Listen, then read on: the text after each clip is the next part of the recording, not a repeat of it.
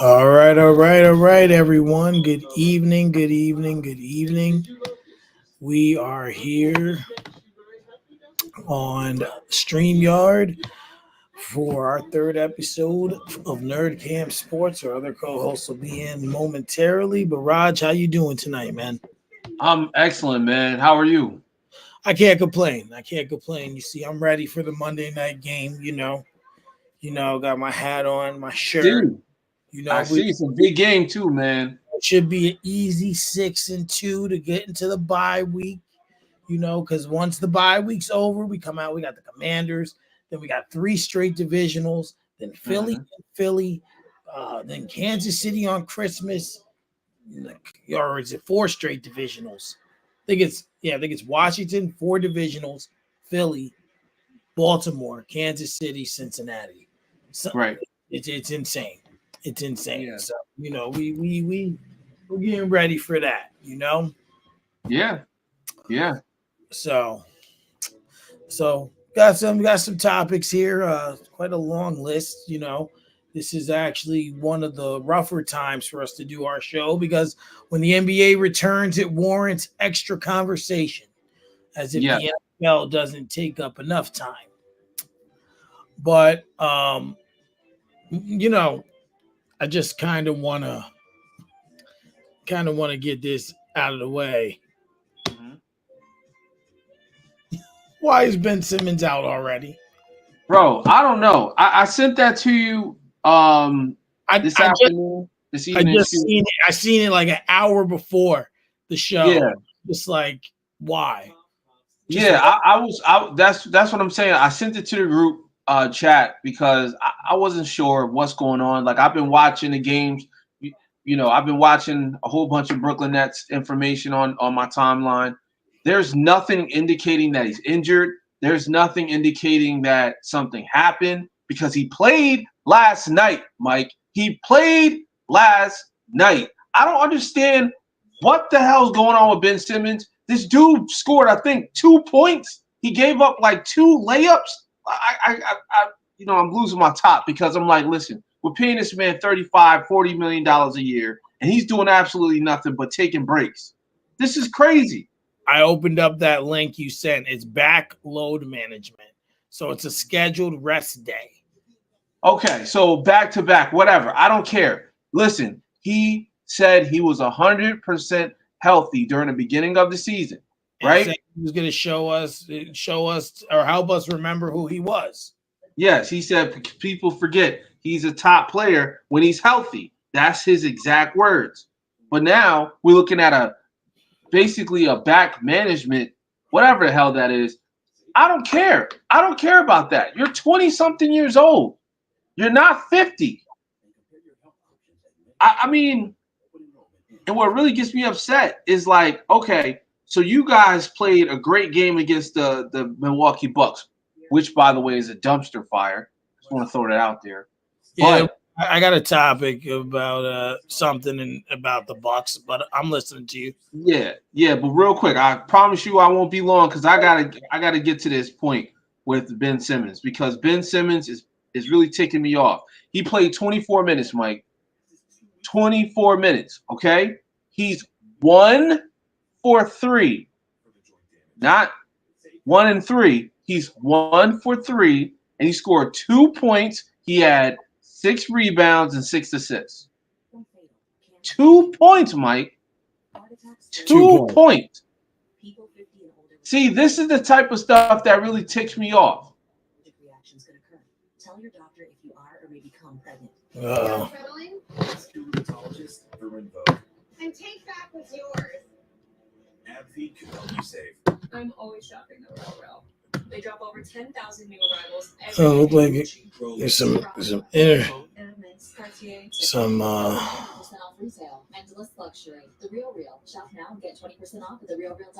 some technical difficulties on Rogers' end tonight, possibly.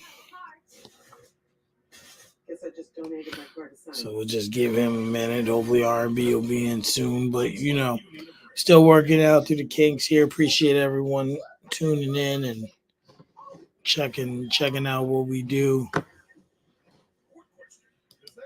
you know, we definitely love doing it. So he's out of the room again. So we're gonna give it a second here. You know, give it a second and have him come back in. But I hope everyone had a good day today. Started off the week real well. You know, we got a lot going on, a lot coming up. You know, we just waiting for our co-host to return. Not again. Maybe I should get this looked at. Is that Doc? You're right. I bet they deal with this all the time. Dr. Finlay. But yep, so we doing it.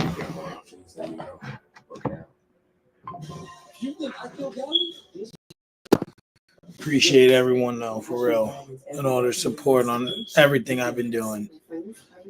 You know, just trying to be better. Trying to get to where we need to go in order to be successful. None of us dated, right? Tyler Perry's Sisters, all new Wednesday at 9. Watch it live on BET. So, Never-ending pasta bowl, starting at just $13.99, is back. Enjoying never-ending pasta with homemade sauces and topping it off again and again. That's back too. But Olive Garden's made from scratch garlic herb sauce, that's brand new. And starting it all off with our never-ending first course, that's always been never-ending. all right. It's back. So keep waiting here. Starting at just $13.99. But I hope everyone enjoyed NFL Sunday. Your family. All right, we're gonna get R&B on. What's going on, bro? What's going on, my baby? You all right? Yeah, we're already live. Raj is having some technical difficulties tonight. I see him. Here and then not here. Like even now, he's here on stage, but the screen is black. But Is it his connection, maybe?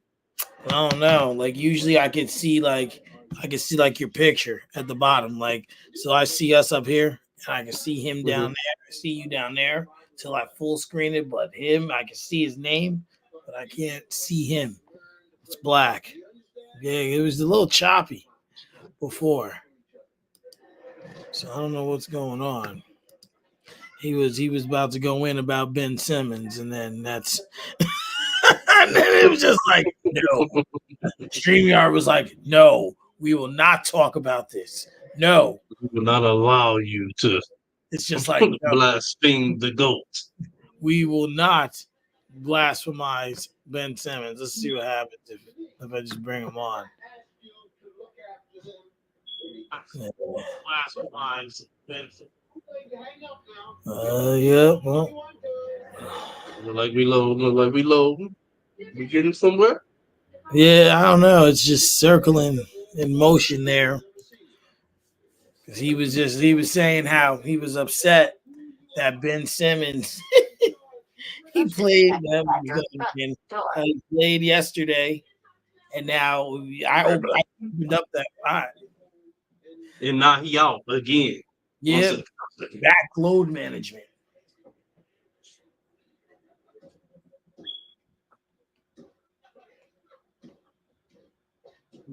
Making biscuits. No, stop. Squashing grapes with less of the food. Father and your sister tell Dad. Okay, what's the problem? Please. How come Mom takes taste? Single father life ain't no joke, right? Say that again. I said single father life ain't no joke. Oh, I give you all the credit, man. Running. Running around and doing what you got to do.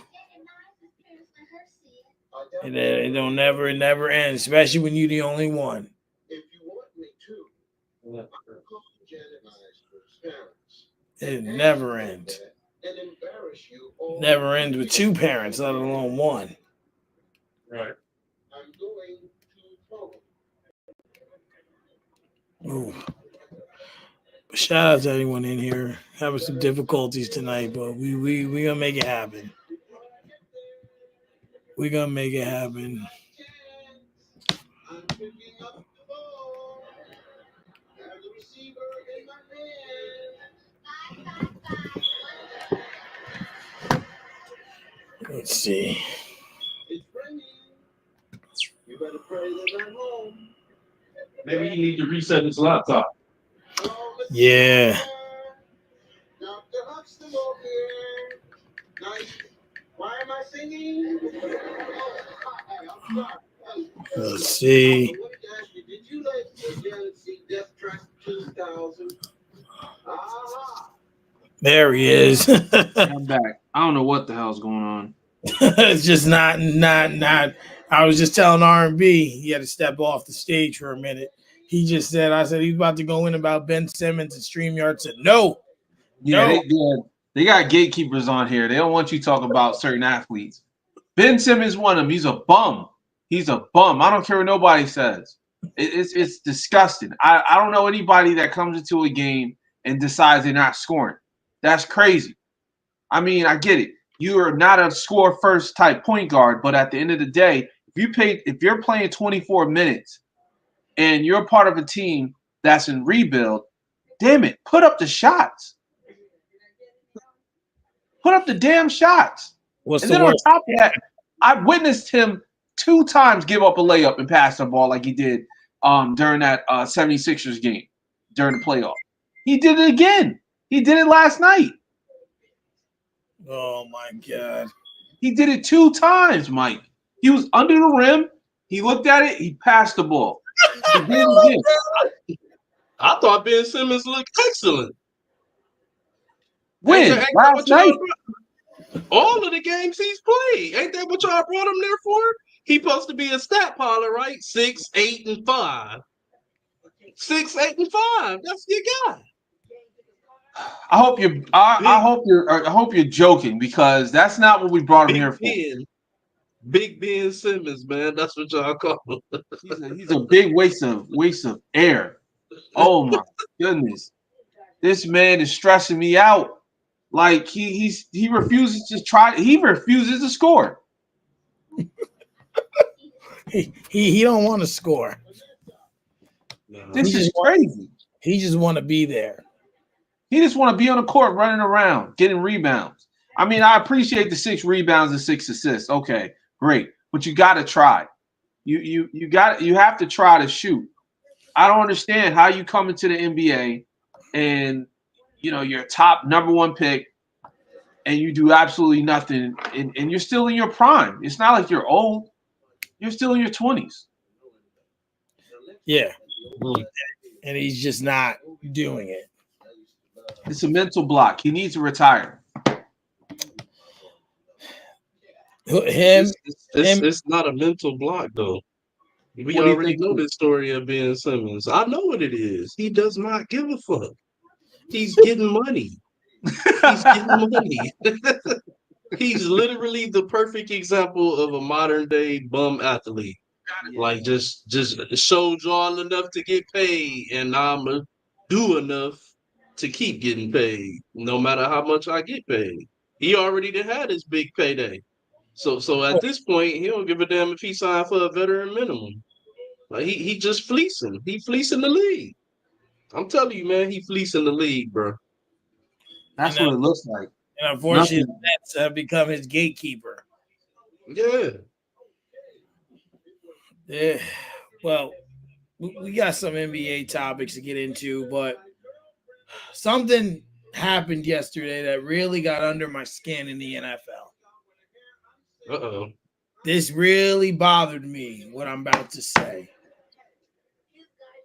And the fact that this player went up on to the media and said this really frustrated me as a fan of the game, as a fan of watching players play. So the Colts yesterday, Anthony Richardson. I knew you busted. He's a buster. He is truly a buster. And they asked him why he tapped his helmet and came out the game. I could have respected if he said, I tweaked my knee. I wanted to take a play out to get it looked at. I could respect that. I tweaked my ankle or my shoulder or my neck. Right. Bent a finger back. Just wanted to, whatever. This Negro went up there and said I was tired. Fucking kidding me? I'm tired. I'm tired. Franchise quarterback. You're supposed to be the next guy in line to be in line. Are you kidding me? You were tired. Your offensive line stays out there every play. They don't come out. The defensive linemen, they don't come out. But you, the one that's, quarterbacks are kind of can be prima donna-ish. You're not supposed to be touched. You even get looked at the wrong way. They're ready to throw a flag. But you were tired. Tired. That's why. You needed a break because you were tired. Are you kidding me? Tired. Not hurt. Not I thought I was hurt. Not I wanted to get looked at. At that point, lie. Lie. Make it sound good. But don't get up here in front of all the media and say you're tired. Tired. Like the fans of the Colts should be ashamed. The organization should be ashamed. He should be ashamed. Not only that, like you said you were tired, right? So like now my mindset is this: if I'm one of the other players on that side of the ball specifically, how is it that now I know when you get tired, you're going to check out? How can I take you seriously as a leader as for when you lose some breath, you go into the sideline because you're tired? Not to mention you go Donovan McNabb Super Bowl. Not to mention you've been injury prone since coming into the league. You missed all of last season, and hell, you've missed a couple of games this season. How are you supposed to lead when you're never here and taking plays off because you're tired? Taking a night off because you're tired. And like I said, I'm not, and even if that's the truth, and that's why he took the play off, at least lie so we don't know. But you said I'm tired. Tired. Tired. Tired, boss. Tired. All I got to say. What are your thoughts on this freaking moron who's too tired to stay on the field? RB, go ahead. I don't even. I ain't gonna lie, man. He said it. He damn near said enough. Like I don't even know how to follow that because That's what I'm about to say. How about this? I kind of switched the narrative on it a little bit and kind of digress within the conversation with a question. Do you sit him for the rest of the year and go with Joe Flacco while you're at 4-3? Yeah, so you're still right there to try to make a playoff push. Your offense probably will. Let's just be honest. Anthony Richardson has shown some hype this year in a couple games or so, but I don't think that the offense looked as fluid all year with him as it did with Flacco. So I agree. At this point, do you just go ahead and sit him and just run with Flacco for the rest of the year? In my opinion, in my opinion, I let Flacco come back. I like how they play with Flacco, and they definitely more entertaining with Flacco. I ain't gonna lie. I'm looking at the numbers. You know what I'm saying? Like I got Michael Pittman on my I got Pittman on my fantasy. He did nothing. Yeah. He's the reason why I lost this week because there's no type of movement. And to be quite honest, when you're playing with a veteran quarterback, they understand what needs to be done to win games. Anthony Richardson, I think, is once again spoiled. You know, he come into the league. He was one of the top picks, or the top quarterbacks pick, and he's not trying. think he went third overall, third or Yeah. fifth. Yeah. Yeah. So he's not trying to improve because, like you mentioned, he was injured most of last season. And this season he pretty much showed that he doesn't really care about football as much as we think he should. So, his conditioning is probably down because he's not taking care of his body and taking care of his doing the right things to go out there and perform. Yeah, I did they win yesterday? Because I didn't even write their game on the list. I seen that and it made me mad. Like it pissed me off. So I don't even know if they won yesterday. I'll I check. think Real they quick. did win. That's how they went Yeah, to they 4-3, won. correct? Yeah. The Colts beat the Dolphins, and they and the thing is, huh? By 1 point, right? They won by 1 point. Oh wait, what date was this? My bad. Hold on 1 second. The I was looking at 27th. the wrong score. Oh, who did they play last night? They played the Texans, right? Oh, they played Yeah, the Texans. Then they Oh, lost.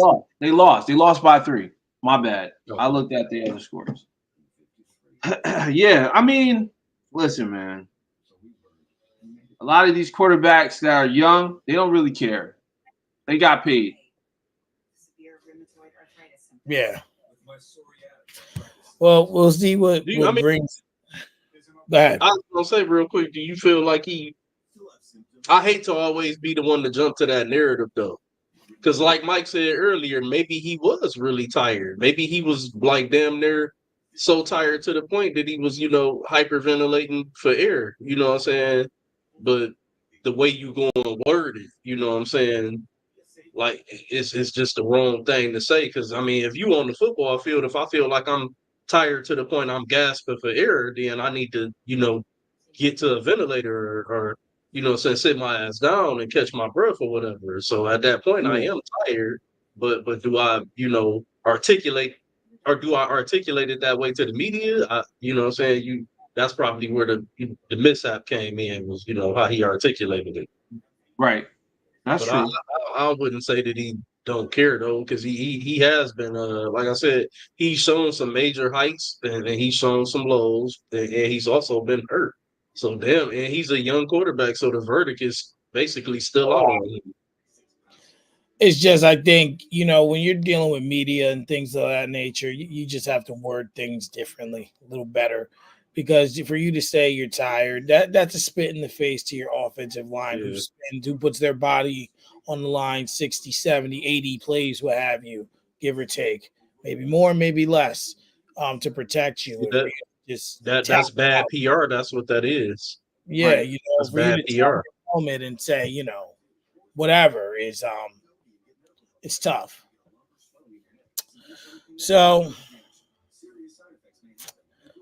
we're just gonna go, and I'm just gonna rip the Band-Aid off, and we're gonna get it out the way. Jets struggle, render disappointing loss. And Raj, I'm gonna let you go first. Well, I promise I won't be long. I just gotta say this because I can go on for this could be a whole hour podcast about how bad the Jets are right now. But I will say this. It's over. It's over. And I hate to be the one to bear bad news, but Aaron Rodgers is showing that he's 41 years old. And I get it. He's coming back from Achilles injury. He's dealing with a lot with the physicality of the game and all that stuff. And the offensive line is horrible. But let's be real. This should be his last year. This should be his last season because I don't see this man playing any worse than now. Like he's playing the worst football I've ever seen in my whole entire life. But then on top of that, what really gets me upset is that we got a kicker who can't kick. We missed, I believe, three field goals or 3 extra points. It was ridiculous. That's points on the board that we could have won the game because we lost by 3. So if they were extra points, you were tied and probably potentially had overtime. But if they were field Right. goals, we're having a different conversation. We're having a conversation Absolutely. about the Jets at 3-5 because right now is the time to make that run. If you're Yeah. on the cusp, like I'm sad that next week's week 9. But And that's what I'm saying. We had this opportunity last week as well. Once again, our kicker missing field goals, missing extra points. So it's like you're not playing up to the standard where you want to win games. And there's only but so much you can do on the offensive tip, but you also got to do things on the special team side and also the defense. The defense gave up those points as well, but I don't know, man. I feel bad. I feel bad for Aaron Rodgers because I feel like he's pretty much in a situation where he's like, okay, this is probably my last year, and I'm not really focused on winning like I should. So I don't know, man. We'll see what happened. But yesterday, this took the win right out my sail, man. I'm disappointed. Go ahead, R&B. First off, I'm gonna say RIP to the Jets season. I agree with Raj. It is over. It is over. Do I think Aaron Rodgers should retire? I don't. I think he should try to give it one more ride. I personally do think that the Jets have some pieces in place that they could contend for a championship. But the thing is that I felt like they were banking on that defense being what it had been the last 3-4 years. And how that's think about this. That defense was a top 5 to 10 defense pretty much the entire time Robert Saleh was there, right? And how many seasons did he spend as the head coach of the Jets? 3. So that's three prime years of a good to a great defense, not super great, but a great defense. Yeah, more than service. Imagine defense for sure. More than serviceable, yeah. So let's just say that they were contenders early on, kind of like how Buffalo was when Stephon Diggs got there. That's 3 years of that good defense that got wasted away. Just like with Stephon Diggs, that's 3 years of that good offense that got and solid defense in Buffalo that got wasted away. Over time, the play starts to decline. Don't matter if it's a mixture of older and younger, like you're not gonna stay that good that long. You know what I'm saying? You might be a number 3 defense, then you a number 5 defense, then you a number 7 defense, then you a number 12 defense. You know what I'm saying? Now you trying to rebuild or whatever to get back into that top 5. So it's just with that defense, it even though they're kind of young, they've kind of trended down quickly. They're not terrible. The offense definitely can help them out, but they were banking on them being what they were, and they're not that. And they gave up that last drive, you know what I'm saying, to give the game to the Patriots pretty much. And then, like you say, with the kicker missing extra points, that's 3 points, even though it should have never came down to that in the first place because defense can't give up that touchdown. So with me, man, I think they got pieces in place. You have to understand now that you've seen or have seen thus far and hopefully will continue to see a full season of Aaron Rodgers. So you see what you're working with. Possible. We need to upgrade that offensive line. That offensive line is absolutely horrendous. Like I said, they were banking on that defense being what it was, and they were thinking that Aaron Rodgers was going to come here and be the Aaron Rodgers of 2021 or 2022, 21, his last MVP or whatever. They thought that was the same Aaron Rodgers they were getting.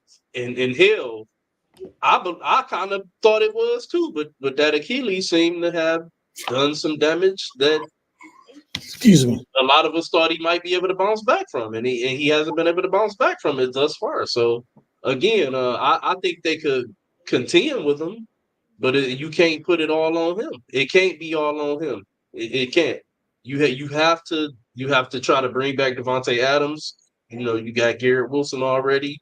You gotta bolster that offensive line. You might have to go get a spell back. somebody that can come in and catch it off the screens and let Brees worried about being the cowbell. You know what I'm saying? Don't put him on double duty. Let him worry about being the cowbell. Go get you a spell back to catch him off the backfield. And like I said, upgrade that offensive line. I guarantee you, I couldn't think of it off the top of my head right now, but I guarantee you there's some teams in the NFL that feel like they have a great O-line and feel like if they could get Aaron Rodgers, they would take him right now. I guarantee you. Absolutely. Yeah. Looking at yesterday's game, it looked like the defense is just compromised. Because in a perfect world, and I don't know if this is the right analogy to use, but I seen a video earlier and it made me think of when the Nets traded for Garnett and Pierce, right? You know, like I said, I don't know if it's the right analogy. This is just, Yeah, it's the right one. Kind of like we thought, this team's gonna be great, and it didn't do good. You're looking at a world where you have Aaron Rodgers, Devontae Adams, Garrett Wilson, Brees Hall. You're looking at on the defensive side that Devontae Adams did just get there now. Well, we understand that. We understand that. But you know how generally people think. It's like, well, they wanted it. I think, for me, it's when you bring him on the screen during your weekly trash talking with Pat McAfee, and you just look over and he comes in game ready and hasn't transcended to the field. I mean, it's 2 games. We get it. They've spent some time apart, but the defense is really the issue. I said to Raj off camera before we started that I think that Aaron Rodgers, and you guys have said through the year they've dropped, a lot of their guys have dropped passes and things like that and what have you, but they got to find a way to get 3 another touchdown, right? Because he's throwing a lot of games with 2 touchdowns. If he throws a 3rd touchdown, you win against the Patriots. You win against the Bills. You win against the Vikings.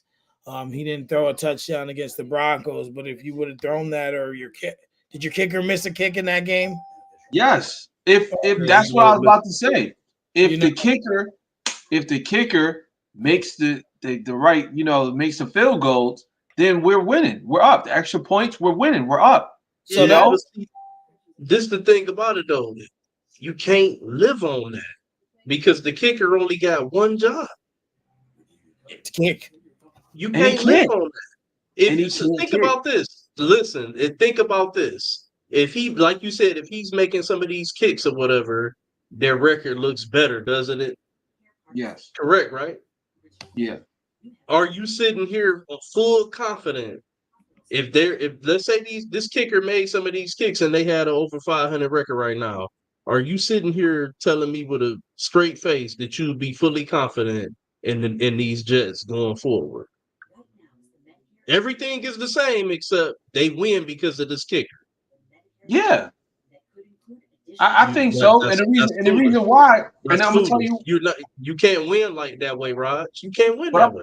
But I'm gonna tell you why. You're saying that I feel better about the team, the way they look. I'll tell you why. Because they will feel better. The record. Yeah, like their confidence is shot. You can see it in their face. Like when I'm looking at Garrett Wilson, when I'm looking at even Sauce Gardner on the defense, these guys are not playing the way they played last season. Like these guys were balling last season because they felt like they had something. He felt like, okay, we can show that we can play. Even though Aaron Rodgers was hurt first 15 minutes of the game or 10 minutes of the game, they still felt like, hey, this is our audition. But now it's like, okay, we're playing with A-Rod and he's not doing nothing, or he's doing bare minimum, and our kicker isn't making any extra points or field goals, and we're defense is shot. Like we're out there like more than half of the time. Like we're out there majority of the time because we can't keep the score up. Remember, you do not So let me tell you exactly what people would be saying if the Jets had a over 500 record right now and the kicker Okay. had made those kicks. Yeah. 197 800 They're a subpar team. 97 800. That's what people would be saying. They are subpar. They would be saying they struggled to beat the Broncos with Bo Nix throwing under 100 yards. What did he have? Minus? Didn't he have negative yards at halftime? Believe so. And they still managed to throw the one touchdown that was needed in order to win. You struggled to beat the Patriots. You know what I'm saying? Like they would be looked at as a subpar team. Nobody would be looking at them as a threat to knock off Lamar Jackson or Patrick Mahomes or hell, not even motherfucking Josh Allen. Get to a key source of your asthma inflammation. It wouldn't be good enough because the offensive line is trash. And once the defense turns up in the playoffs, it's going to be a field day on my boy. They already having a field day on. Which we know that, but it's the confidence builders. It's the little things, like the little pieces building the house, not just the house itself. Offensive line is going to be terrible for the rest of the season, but we can't really change that until unless we do trades. You know, like there's nothing we can do to change that. But what I will say is getting everybody on the same page and have everybody like focus on what they can do and do it. Like the kicker, like that stuff is easy, bro. That stuff is easy. I'm not minimalizing the guy, but what I'm saying is you can tell he's not getting enough practice, or he's not doing what he did last season. He's doing something different. I even seen the what's it called? The guy that holds the ball is a placer. Placeholder. I seen the placeholder on one of the extra points turn the laces in. Come on, man. We all watch Ace Ventura. We know you don't do that stuff. That's why you missed that kick. It's like the little things. You know what I'm saying? Like it's the little things that add up to become a big thing. Coming from, Raj. I feel where you're coming from with the little things, but I'm trying to tell you, offensive line play is not a little thing. It's a big thing, and you're not going to be successful with. If this was the Aaron Rodgers that we thought we were getting last year before the Achilles, you might have an argument there. We now know that this is not him. He's 41, and it's showing. We was thinking that he was going to be 41 and still looking like he's 36, 37. You know what I'm saying? Like That's what we was thinking. But no, he looks 41. So now we know that the mobility is no longer there like it used to be. Like it was just a few years ago. It's not there. You need a better offensive line. So I'm here to tell you, even if the kicker makes those kicks, you're still looking at a marginal, mediocre season with a Hall of Fame quarterback. But it's something to build off of. You don't think so? Every win is something to build off of, I think. So shit, they had to build off the what 2 they got so far. Not to mention now, bad spot. I pulled their schedule up. They got to turn around and play Houston on Thursday. But that's the crazy part. They actually got a pretty easy schedule going forward. It started with the Patriots. Yeah, exactly. That's why last night was so. I mean, yesterday was so important. Yeah, last week they actually had them at like I want to say like 45 to 50% chance to beat the Texans. Yeah, you can play it probably dropped now or whatever. I'm pretty sure, but after the Texans, it's pretty cupcake. The Cardinals, the Colts, which looks to be winnable. 8-20. The Seahawks, winnable. The Jaguars, the Rams, the Bills, winnable. So realistically, on this schedule, the Bills, the Texans, and probably the Colts are your three hardest games, depending on. I would say the Rams over the Colts. I was going to say the Rams too. depending on how they play. Because if they play how they played yesterday, I'm just going to transition into this now, or segue. Based on what we saw from the Rams, I think they played last Thursday. Can they make a run and make the playoffs? Fuck Rams? yeah. I think the answer is fuck yeah to that. Yeah, they got it. They got it.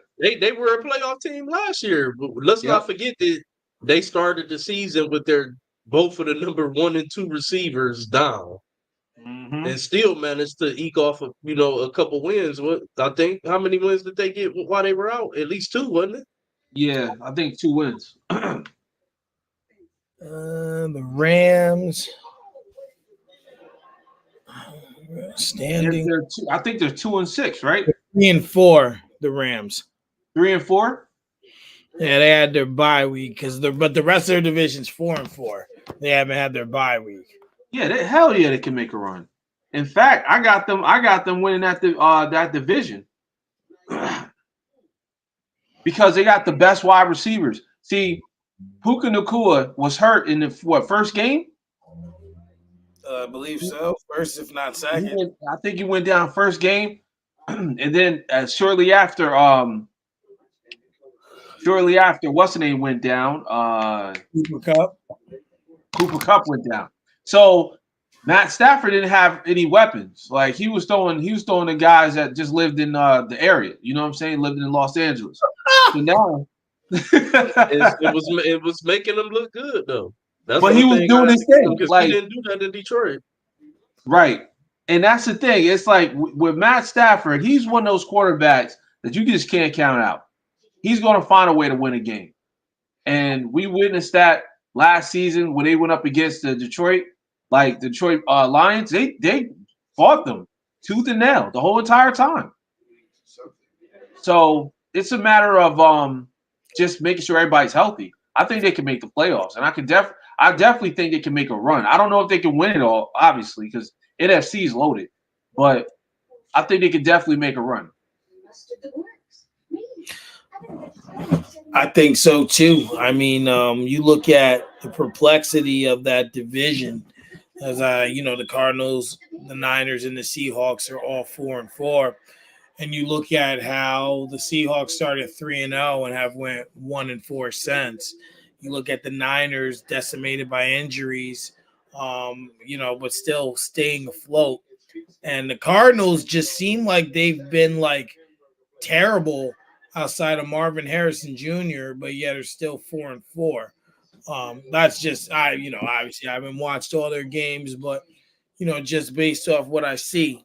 So the Rams, depending on the health of the Niners, they're definitely my favorite to win the division. But it's going to come down to them and the 49ers if they can get healthy altogether. But be that as it may, they're good to make a run. But I got a question for both of you: is Detroit the favorite in the NFC? Yes. Yes. I must say they kicked ass yesterday. I don't even remember who they played. Who the hell did they play yesterday? The Lions played Tennessee. They played the Titans. Yeah. And we understand that the Titans aren't good.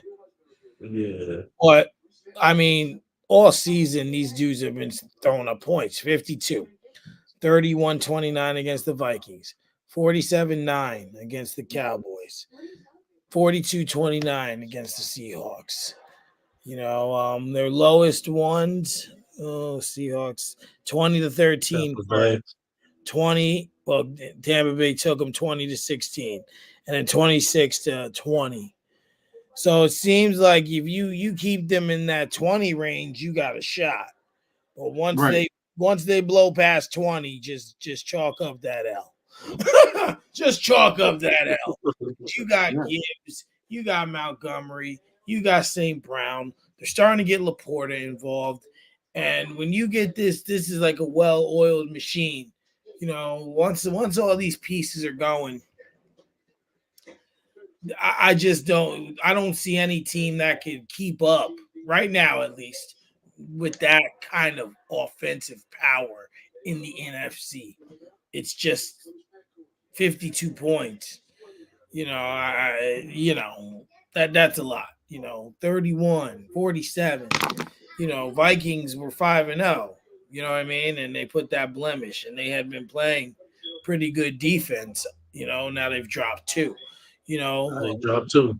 We know what Dallas is, but we're supposed to respect that. They're supposed to be a respectable defense. They're not this season, but that's what they're supposed to be. So I just don't see, at least right now, who could take them. There's a couple teams in the mix, of course, but if they're gonna play like that, that's a scary thought. What do you think, Raj? I think. Oh, go ahead. Oh, God. You want to go? You can. Yeah. Okay. Wait, you want to go, Raj? You want R&B to go?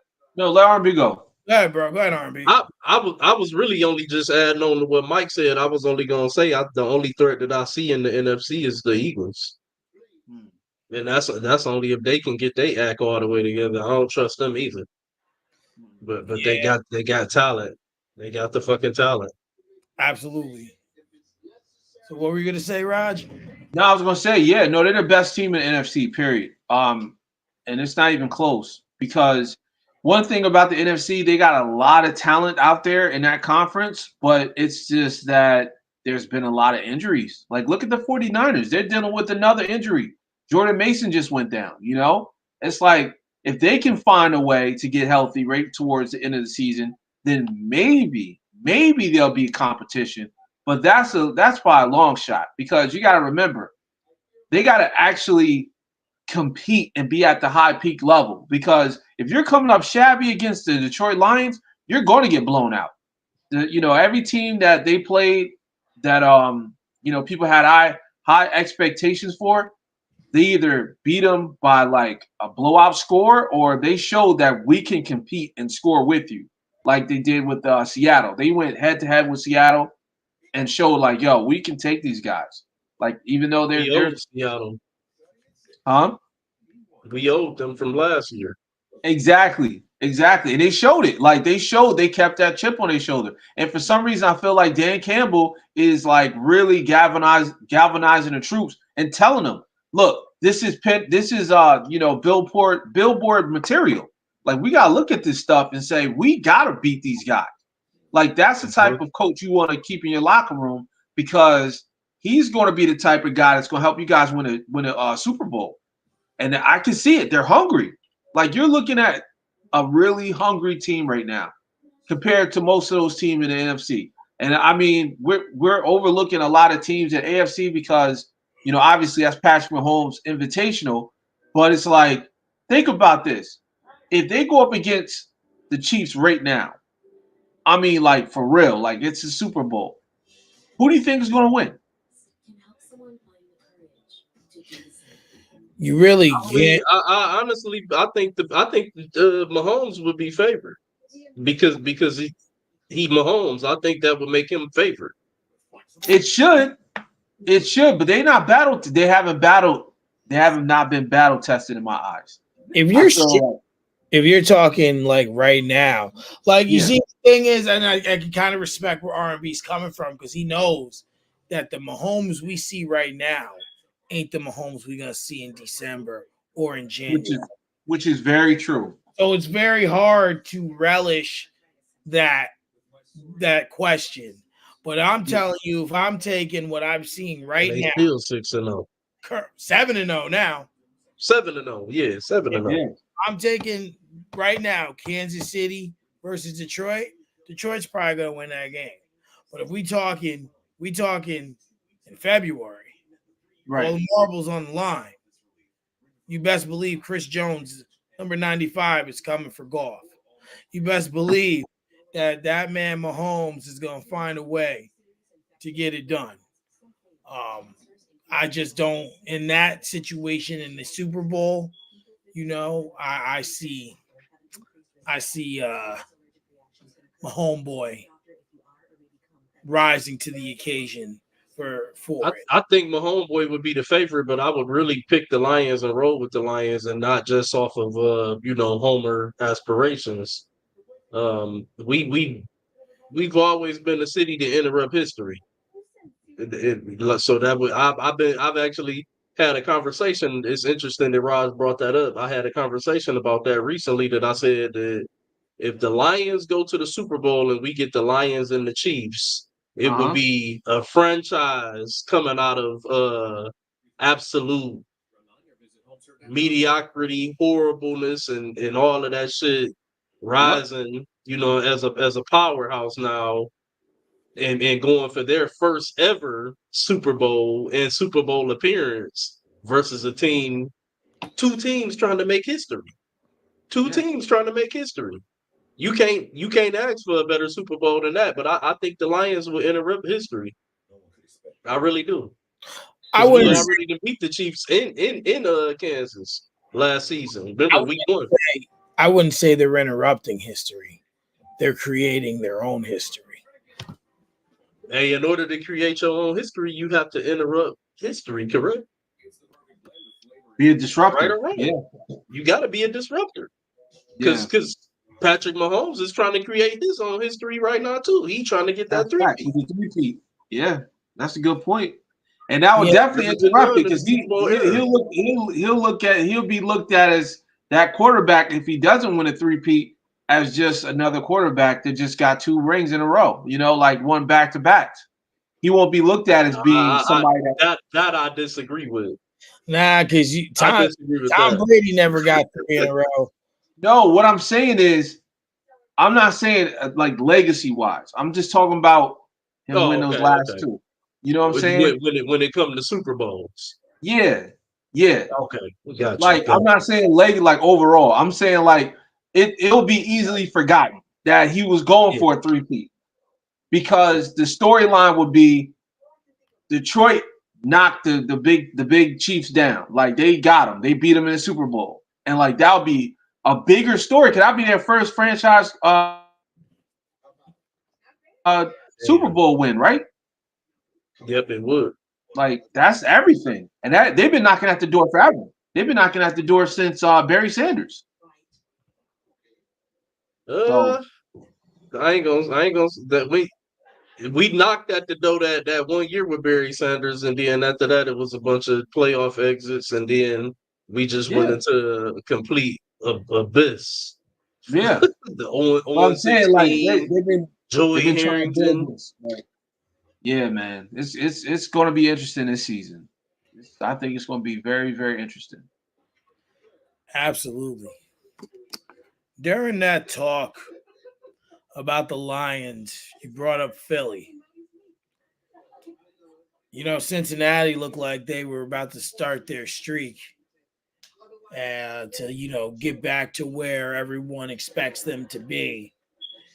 And all they did was fall further, as Paul Heyman would say, further from the island of relevancy.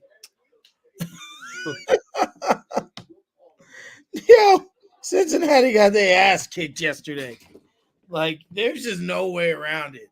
These dudes just really, Philly, I don't know. They were doing everything in their arsenal. They did the long ball, the tush push. They was running. They just did like they could do no wrong yesterday.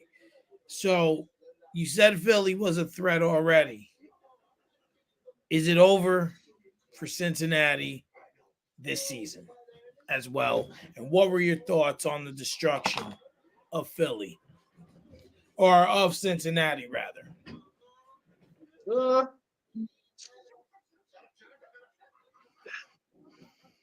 What that put? So that put Cincinnati at what? 3? Cincinnati, hold on, I got it right here. AFC. Or 2? Cincinnati is 3-5. 3-5. And we going into week 9. So we're gonna go to week 9 next week. Oh man. I'm gonna give my scenario. Because we all know it's all about a story, right? Absolutely. Either Joe Burrow or Aaron Rodgers. One of them has to do some heroic shit this year and fuck around and figure out how to get one of those teams into the playoffs. I believe it's gonna happen on one of those sides, somehow, some way. My eyes tell me Cincinnati is done. My eyes tell me the Jets are done, but I just believe in parity. I think that somehow, some way, one of those two gonna fuck around and get hot somewhere soon. But Philly, man, I mean Philly balled yesterday though. They didn't get whooped. They balled out. I think they put up like what 37, 33 yesterday. They look good. I think for them it's all about Jalen Hurts. Can he be accurate? You know what I'm saying? He played damn good yesterday. He damn near played almost as good as he played in that Super Bowl. So like, hey. 37-17. Oh, we lost Raj again. Hey, hold on, exit full screen. Yeah. Yeah, I think Philly really showed, like I said, they showed all their sides, right? They showed their whole arsenal and they showed what they had and what they're capable of. Because right now they're sitting there 5-2, a game behind the Commanders. You know, so like, you know, they're looking to be in the fold. Because you know the Commanders just blindsided everyone this season. You know, so if I'm them, you know, I'm taking this win real good. You know, trying to keep up with them. But when I look at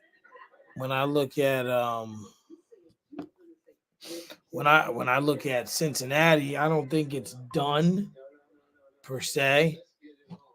But I do think that it's going to be an uphill battle for them because now they play the Raiders next week. That should be winnable.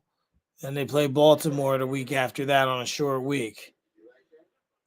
Then they play the Chargers, the Steelers, the Cowboys, the Titans, the Browns, the Broncos, and then they play the Steelers again. A lot of AFC matchups, a lot of divisional matchups, and as the Browns showed us yesterday, don't matter what your record is, a divisional game is a divisional game.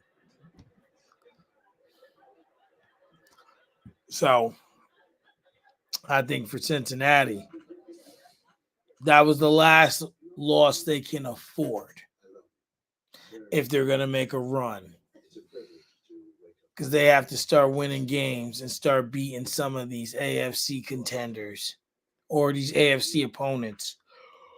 Excuse me. To get to the playoffs. All right, there he is. Going back on the stage. There. Yeah, you guys hear me? We can hear you. All right. I don't know what happened. It just cut off. It's just one of them nights, man. Yeah. Well, what were you saying about the Bengals? Oh, just about how pretty much that was the last loss that they can afford. Like now you're looking at Pittsburgh more than likely going to 6-2 tonight if they pull off a win going into their bye week. They're way above where everyone put their ceiling already. So you have that. And then, you know, even though Baltimore did take that tough loss yesterday, they're still 5-3 at the top of, you know, one of the better records still in the AFC and in second place in the division. And then when I look at Cincinnati sitting down there, what I say they were 3-5. At 3-5, there's not much makeup room. And on top of that, they have a lot of AFC matches left. including like 4 or 5 divisional games. Right. And believe it or not, I'm looking at this now. They have not won a home game at all. They are 0-4 at home. That's crazy. 3-1 on the road. So, yeah, what are your thoughts on Cincinnati and yesterday's game? Cincinnati, I think is their defense is horrible. Like we witnessed them give up so many points against every team they played against. Like I remember they went up against the Jaguars and they was putting up points. I was like, this defense is terrible. So I think what they got to do is they got to really, really, really focus on tightening up their defense and allowing the run game to be the most important thing. Because, like, don't get me wrong, Joe Burrow's a great quarterback. He can get Jamar Chase the ball. He can even give T. Higgins the ball. But he's got to find a way to get everybody involved. And that run game is important because that's what's going to carry you through the rest of this whole entire regular season. Especially now that the weather's starting to get a little bit colder. You're not going to be able to throw the ball all the time. Like it's going to be impossible to put up 300 yards every single night. But in order for them to possibly make a wild card, they got to make a run now. But I don't really see it happening because the Ravens lost last night, and they're 5-3. Now you got Jameis Winston as the quarterback. He's going to start winning some games. He's a winner. So he's probably going to make a push to get in that second or that third spot. That third or that second spot, excuse me. So there's a lot of competition. There's going to be a lot of moving pieces in the AFC North. So if the Bengals really want to win this division or become a wild card team, they got to win every single game from now on because I don't see any other team in the AFC North slacking. All of them going to be stepping up their game in the next couple of weeks. So that's my take on it. Well, I guess we'll see what they bring to the table. They got a lot of tough stuff coming their way. So we'll see what that brings. All right, we're about an hour in. Okay. Well, while we're on the topic of the AFC North, I don't like when North foes face each other because someone has to win. But I was so glad that Cleveland won yesterday and Baltimore lost. Puts us in a good position if we can handle business tonight. But what were you guys' thoughts on Baltimore? Really just they looked out of the element.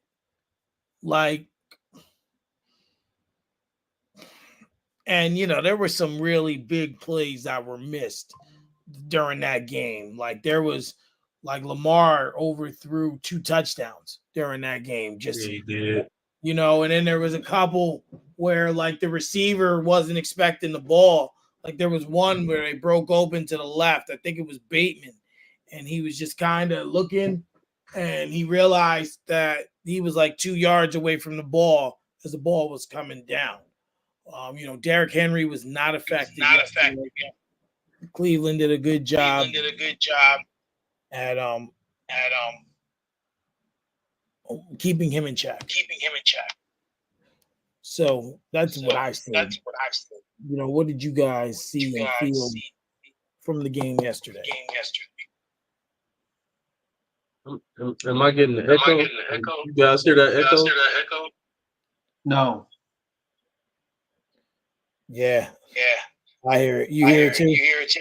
Yeah. I don't. It's on Rogers because he don't hear it. All right, hold on. Let me turn on my headphones. That's what it is. Technology.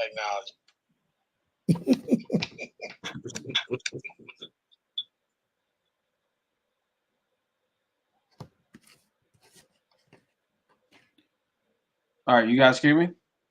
We can hear you. Yes, sir. Yes, sir. What?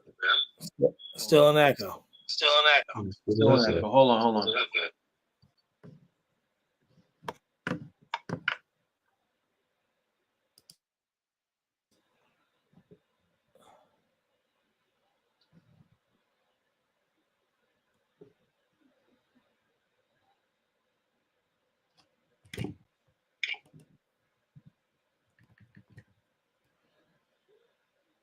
All right, is it working now? Okay. No. Damn it.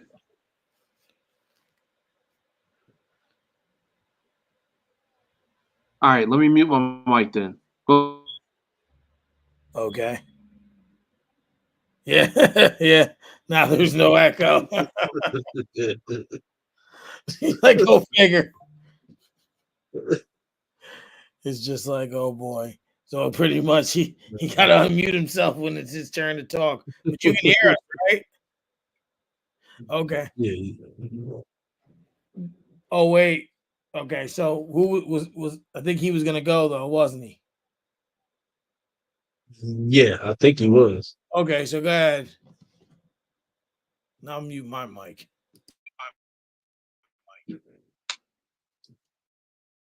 Now you guys go ahead. Go ahead.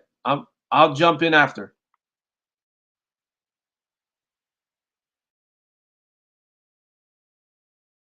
Well, I went already, so it's R&B can go. I damn near to figure out where we was at here.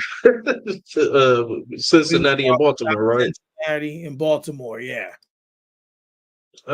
So I don't know. I mean, it's divisional. You know, divisional games are always tough games. So sometimes you can't put too much stake into it. There were some plays that were left out on the field yesterday by Lamar Jackson. Most definitely, I don't disagree with you there. They did hold Derrick Henry in check, but the Browns' defense also, I felt like, played like they actually had something to play for this week. I don't know if it was some type of inspiration behind, uh, Masseuse boy going down last week or whatever, but you know, they came out and played. And one thing I will say for Baltimore though, Kyle Hamilton, you got to end the game. You got to end the game. Because with everything you said, Lamar left on the field, this and that, Kyle Hamilton had a chance to ice the game right there, and he dropped. He had a chance to ice the game twice in one play. Because he bobbled it and recaught it and bobbled it and lost it again. If he catches that interception, it's game. And then what they always say, a play like that will come back to bite you. That's exactly what happened because very next play, touchdown. Any given Sunday, baby. Any given Sunday. Yeah. Or now, as we know, Monday or Tuesday or Thursday or Saturday when that happens. Any given day, it feels like now. And you know, they definitely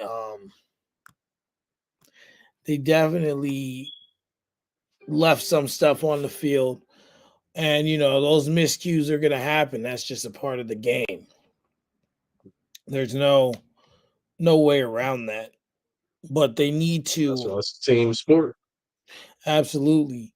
But you know, but they went on a tear and now they're hitting a wall, in a sense. So now I just want to pull up their schedule. So like now they play the Broncos next week, who I was looking today, they're 5-3 on the low, winning games and just no one's paying attention. Then they play the Bengals, then they play the Steelers, the Chargers. News. Oh, go for it. I just got an update on the NBA Sleepers app. Says Paulo Banchero right now is on the pace for 74 points. That boy a beast, man. I wanted him. I ain't gonna lie. I wanted Paulo in Detroit. And he's one of those players who's well developed already, but he he's young, so he'll keep adding to his game. Like once he Mhm. gets, he's starting to, excuse me, he's starting to get so much better. And He's the just forgotten one yeah, and because I feel like everybody started going to Wemby. once he starts getting that range and he gets that three down, like I believe that he could be what I said Giannis could be a couple years ago. I told people that like I believe there was a point a couple years ago where Giannis was unguardable, just unstoppable. You just couldn't do nothing unless you played like a 2-3 zone, and even then it was still hard. I build the wall against him. Right. But I always said if Giannis could consistently hit a three, he would be virtually the most unguardable player in the league. He still hasn't gotten there. Giannis is still a phenomenal player, but It is. he just As long as Kawhi Leonard or Jimmy Butler not checking him. yeah.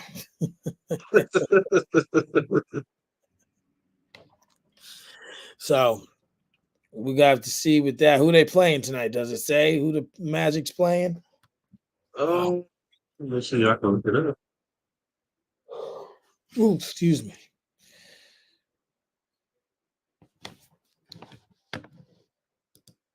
Shout out to everyone in the audience too. Paying attention. We're not paying attention, watching, tuning in. A couple people over on Instagram. Appreciate you.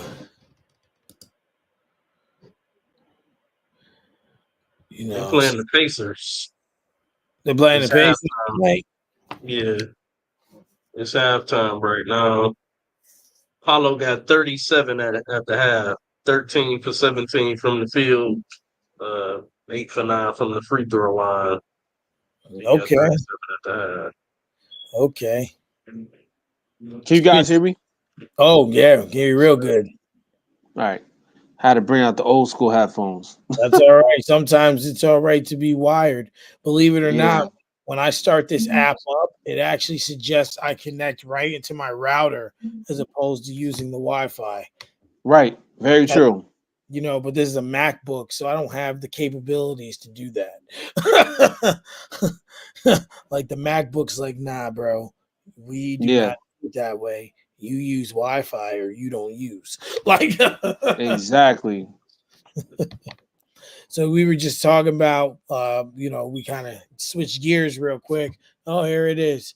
Paolo Banchero on fire. He's going off 37 points already. Yeah. It says he's going in. I'm glad I got him on my fantasy team. Because I'm recouping for losing to you Sunday, Mike. by 5 points. I'm hurt. He's like, I'm hurt. Because normally, Pittman goes off. He got one catch, 16 yards. I'm like, are you serious? It's like, bro, what are you doing? What are you doing? The whole night he had 0. I'm like, oh man. But anyway, Pablo Banchero going off 37 points. He might score. It's a half, right? Yeah. You say on pace for 74. Man, I'm telling you, he go for 74. He's definitely going to be in the MVP conversations. That's crazy. Absolutely.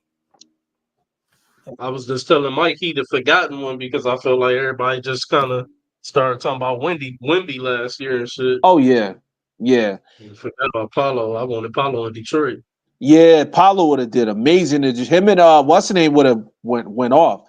Wait, was he the same class as Cade? No. Oh, they would have been. Yeah, that would have been perfect. That would have been amazing to see those two guys. I think Paulo was the year that we ended up getting. I believe it was Jaden Ivey. Yeah. I think Yeah. I think it was that year. And don't get me wrong, the consensus for me to all my homeboys was, hey, if we get the number one pick, you know what I'm saying, I'm fine. I want Banchero for sure. But I said if it end up 2, or which we ended up, I think, picking. I want to say we picked 3rd that year. I Yeah. feel like maybe 5. But I had said as long as we could land Ivy, if we couldn't get Banchero, that was my thing, and that's what happened. So Yeah. Yeah. I mean, you guys got a pretty good squad, you know. they I just think young. they're a young squad. I think they're missing probably one star, like one veteran, you know what I'm Yeah. saying, that could pull them together. I think they But need a yeah, number one. who? Personally, that's me. I just don't feel like Cade is a one. I don't feel like Cade is a one. I feel like he's better suited as your second best player. Oh, okay. Oh, you mean like a clear cut one? You mean like not like a one like a point guard? Yeah, but like a Oh, clear okay. cut one. Oh, I got you. Clear Yeah, cut. yeah, I agree. I agree. Nah, I don't know. He shows flashes, but no. I think Not he's consistent. I think he's a distributor. He's a pure point. He could be that, and a potential guy that can give you like a double every night. I don't think he's somebody that's going to be a killer. Like I don't think he's somebody that's going to go out there and get 30. You know, yeah, I don't know. They said his ceiling was Luka Doncic when we took him. But Oh man, well, everybody knew gonna say it was that. a stretch. Yeah, you can't always go Lucas, for sure. yeah, Luca's one of a kind, bro. Yeah, He's different. We haven't really I see seen anybody like him. I see the similarities in their game, though. I can see why people was giving him that comparison. But yeah, he ain't Luka though. Not No, nowhere no, near. he can give you triple Nowhere doubles near. like Luca, but he's not. He's not a type that's going to go out there. Well, you know what? And I hate to say this because he's not playing good now. He haven't played good in years. But I would compare him to Ben Simmons, the early years, like the first 2 years. Okay, Yeah, hell. the first 2 years, not. Even no, I get even Ben Simmons. I about to say even his height, his like at his height years.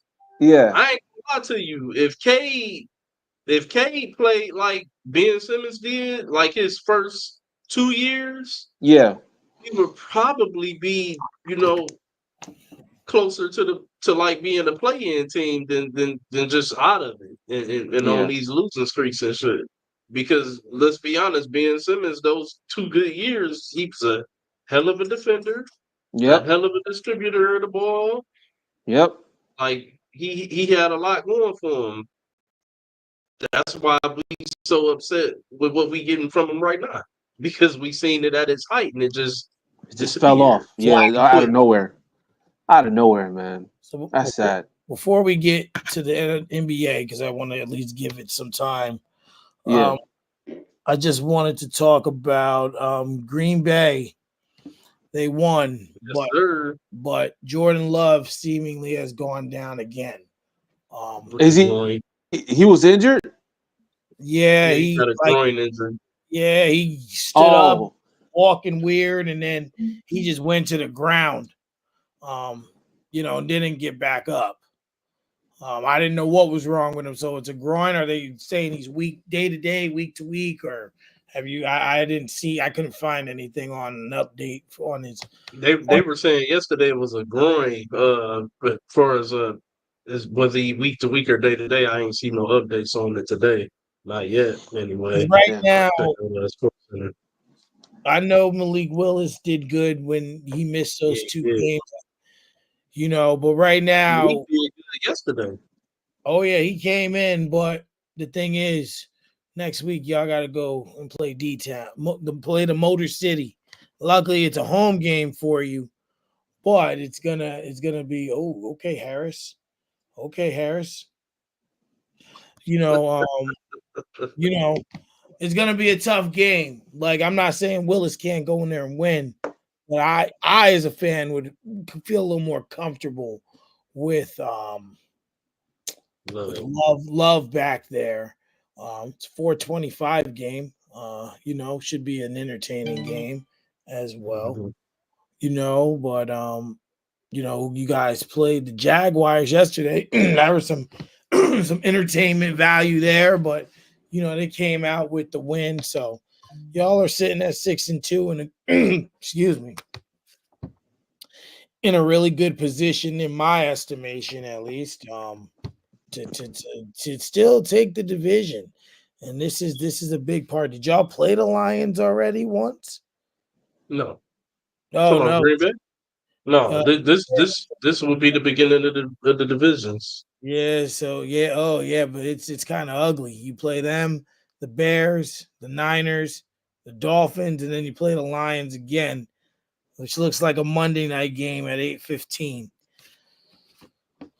in a few weeks. December 5th, as a matter of fact, is the date. So about a month after this week's matchup, you play them again. But you guys got some night games coming. A Seahawks game that night, a Saints game. That's a Monday night game as well. Okay. Yeah, so I think but I think you guys have a shot at the division. I still pick the Lions to win it, but I definitely think you guys are in the realm. I mean, sitting there at 6-2, how could you not be? And the Vikings have seemingly lost their steam. So that's a good thing for you. But what were your thoughts on the Packers yesterday, guys? I think the Packers played well. Jordan Love, I think, is when healthy, one of the top 10 best quarterbacks there.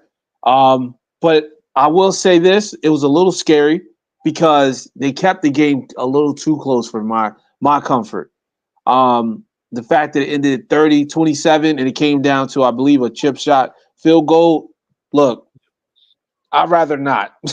I'd rather not. I'd rather just blow this team out and just keep it moving. Touchdown, guys. Wow. Yeah, that was Oh, they took it back? Oh, that's messed up.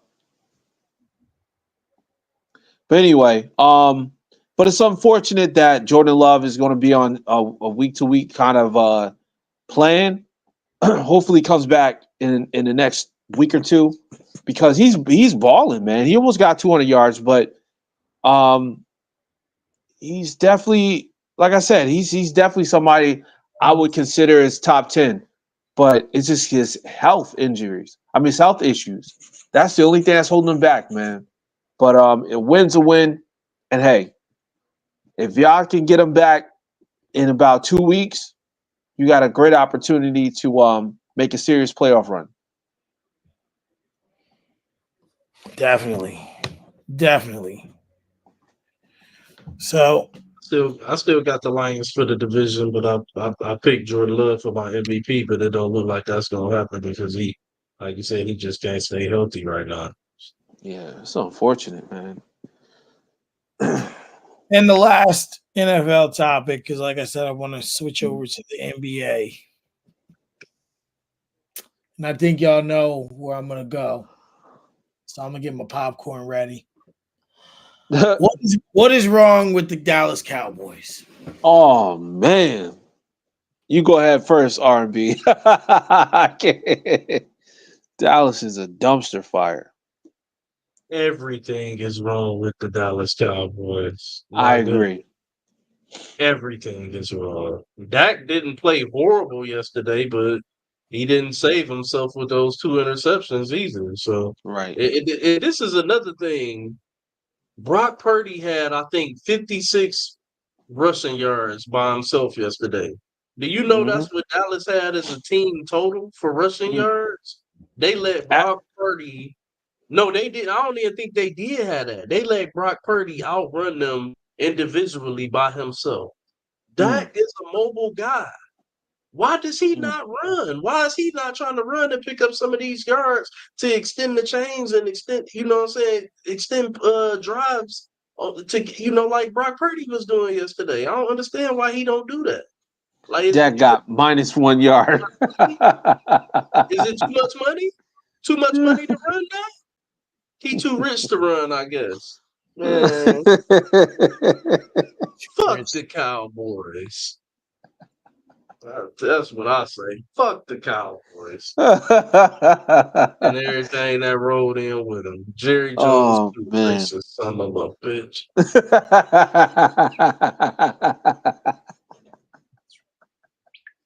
I agree with everything RB saying, man. Everything he said, I ditto. I'm gonna tell you why. Because first off, Jerry Jones, he need to get his life together, man. This dude literally tried to fire somebody for criticizing how he's handling the team. And it's like, yo, like, what are you supposed to do? Just because he questioned, you gonna fire him? That's crazy. But then on top of that, like, he's running his mouth about Derrick Henry and how he wouldn't fit with the Dallas Cowboys, how this and that wouldn't have worked, how if they would have kept this, they would have had that. Look, you're 100% right. Rushing yards, you had Ezekiel Elliott running 10 attempts for 34 yards, bro. I'm sorry to laugh, but 34 yards, 3.4 yards per carry. Okay, that's a joke. Then on top of that, Dak got -1 yard rushing. Yo, throw the whole team away, man. Throw the whole team away. It's garbage. And on top of that, like Dak, he throws these interceptions, right? And I turned the game off after the third quarter because I couldn't take it anymore. I was like, this game is over. He throws these interceptions, but then when the game is like already well out of reach, like it was, I think it was like what was it, 17 to like 24 or something like that, or 10 to 24. It was something crazy. I know the game was over. This dude throws like his life is like depending on it just so he could put up some numbers. You see what I'm saying? Versus it being, hey, let's win this game. He's not doing the things that's necessary to win games. He's just going out there putting up empty calories. So in my take on it, I believe that they're going to move on from Dak. I think this is the last time we see Dak in Dallas because they already realize that's his ceiling. He's just a quarterback that can play, and that's it. There's nothing great. He can't play. He's not going to move on from. He can't move on from that. Well, you can't pay a quarterback all that money and just move on from him. Well, let me ask you this: if you draft a quarterback, would you consider that moving on? It depends on who I draft. Man, if you talking about Shedeur Sanders ending up Dallas Cowboy, then at that point, yeah, I might offer up Dak to the highest bidder. But that's what I'm saying. I think they're going to get Shedeur. That could be, you know what I'm saying? That adds on to my conspiracy that I gave y'all last Monday. That's good. What was it again? On to it. I told y'all I think that Jerry Jones paid Dak and CD. I think he purposely let it play out. You know, if he would have paid them earlier, he would have had $20 million in cap space to use to get free agents or whatever. But because he delayed it as long as he did, it cost more money to pay them, and now he didn't have the cap space to work around with. And so, you know what I'm saying, he didn't make any moves. He didn't make any trades. He didn't fill any holes. They lost players. He did not retain them. And I think he pretty much just set it up to say, hey, this nigger wanted all of this money. Well, then this is the product he's going to have to carry. If he want this money, this is what it's going to look like for me to pay him all of this money. And he better win. And he's not winning. The point.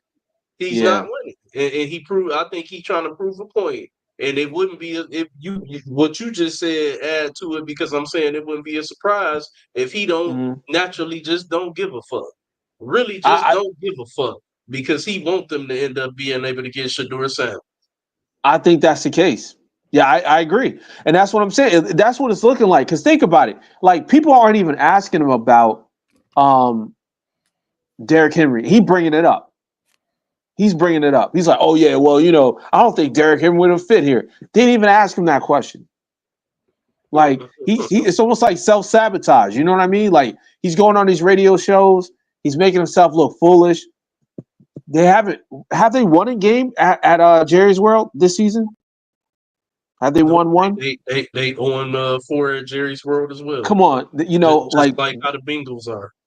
This is crazy. Like you don't see that every time, especially at like this pivotal moment where you guys were supposed to build off of what you did last season. Like this is a failure. This is an epic fail, and he's making it worse every single week by going in the media and talking.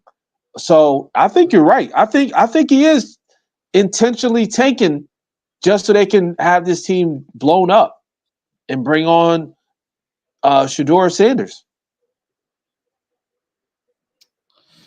Oof. Yeah, it just seems like they want to move on. But, you know, like you said, you know, you paid him that money. All that money to move on from him? Like, really? This is another thing about it too, though, Mike, that you have to think about too. There's the other side of it where it's like, okay, if that's the plan, why pay him?